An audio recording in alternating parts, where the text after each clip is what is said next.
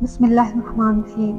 السلام علیکم ناظرین، آج میں آپ کو استغفار کی فضیلت پر ایسے 3 واقعات سناؤں گی جو آپ کے ایمان کو تازہ کر دیں گے۔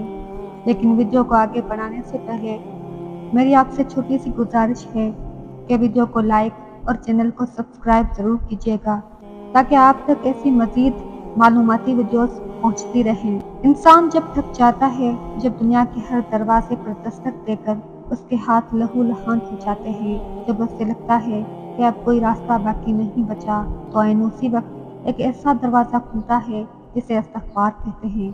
یہ صرف گناہوں کی معافی نہیں، یہ ناممکن کو ممکن بنانے کا الہی نسخہ ہے۔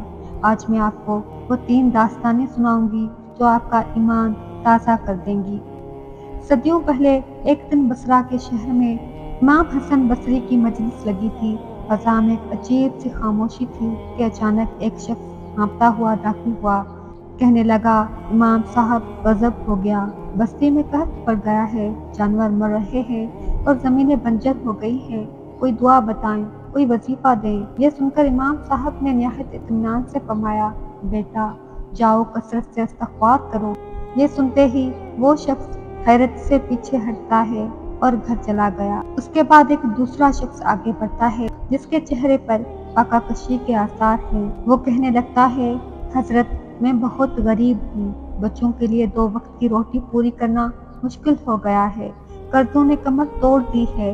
اس کو بھی امام صاحب نے یہی جواب دیا کہ اللہ تعالیٰ سے معافی مانگو، استغفار کی تسبیح تھام لو۔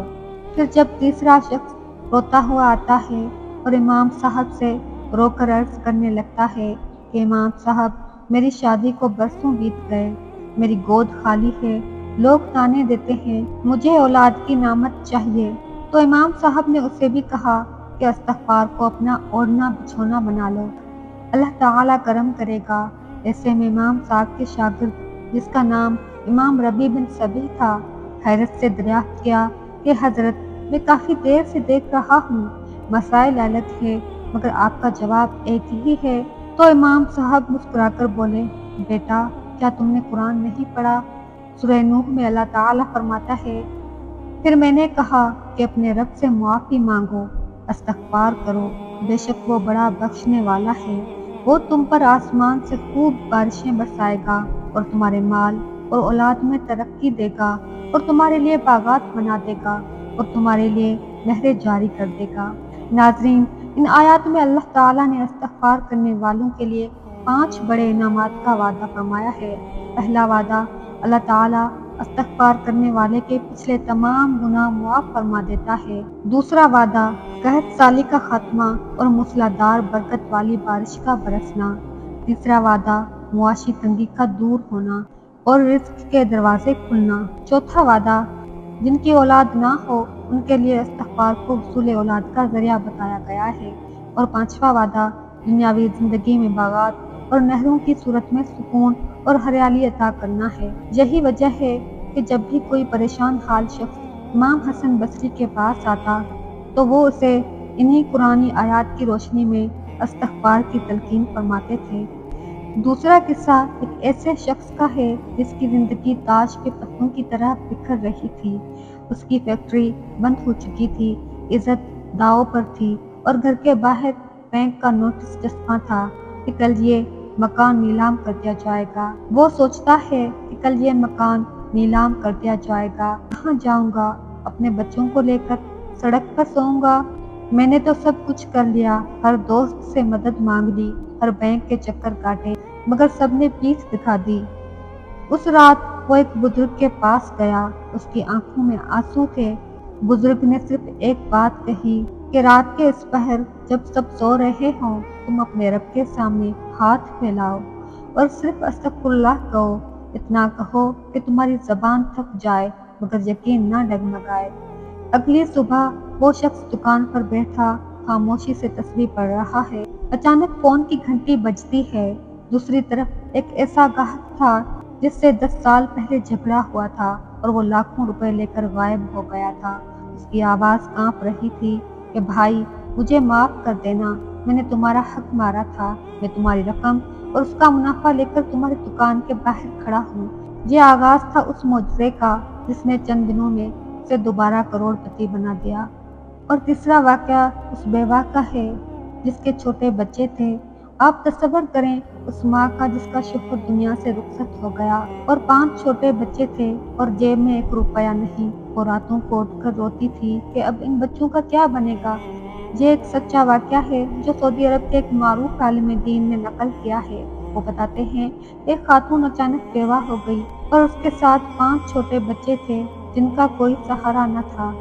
شوہر کی وفات کے بعد گھر میں فاقہ کشی کی نوبت آ گئی۔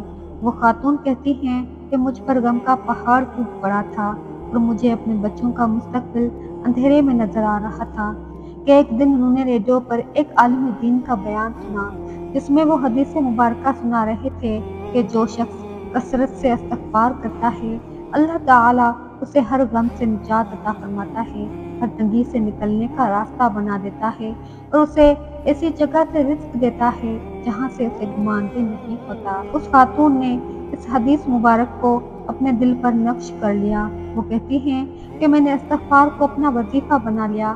میں گھر کا کام کرتے ہوئے استغفار پڑھتی، بچوں کو سلاتے ہوئے استغفار کرتی، جب بھی پریشانی ذہن پر سوار ہوتی میں استغفر اللہ کی تسبیح شروع کر دیتی۔ وہ بتاتی ہیں کہ ابھی کچھ ہی عرصہ گزرا تھا کہ ایک دن اچانک ان کے گھر کے دروازے پر دستک ہوئی۔ باہر ایک وکیل کھڑا تھا۔ اس نے پوچھا کہ آپ فلاں شخص کی بیوہ ہیں؟ خاتون نے جواب دیا جی ہاں۔ وکیل نے ایک بیگ ان کے سامنے رکھا اور کہا آپ کے شوہر نے برسوں پہلے ایک زمین خریدی تھی جو کہ ایک قانونی تنازع میں پھنسی ہوئی تھی اور اس کی کوئی قیمت نہیں تھی۔ اب حکومت نے وہاں سے ایک بڑا پروجیکٹ گزارنے کا فیصلہ کیا ہے اور آپ کی وہ زمین کروڑوں روپے کی ہو گئی ہے۔ یہ اس کی ابتدائی رقم ہے اور باقی فائلز یہ رہی۔ وہ خاتون کہتی ہیں میں وہیں سجدے میں گر گئی کیونکہ مجھے پتا تھا کہ یہ کسی وکیل یا زمین کا کمال نہیں تھا بلکہ یہ میرے رب کی طرف سے استغفار کا انعام ہے جس نے ایک بیوہ اور یتیموں کو سڑک پر آنے سے بچا لیا۔ آپ کا مسئلہ کیا ہے؟ بیماری ہے، بے روزگاری یا کوئی نامکمل خواب؟ آج سے استغفار کی تسبیح پڑھ لیں۔ یاد رکھیں جو اللہ تعالیٰ سے معافی مانگ لیتا ہے اللہ تعالیٰ اسے کبھی تنہا نہیں چھوڑتا۔ سبحان اللہ، استغفار وہ چابی ہے جو تقدیر کے بند تالے کھول دیتی ہے۔ اگر آپ بھی کسی ایسی مشکل میں ہیں جہاں قانون، معاشرہ یا حالات آپ کے خلاف ہیں تو استغفار کی پناہ لے کر دیکھیں، حالات آپ کی مٹھی میں ہوں گے۔ جزاک اللہ۔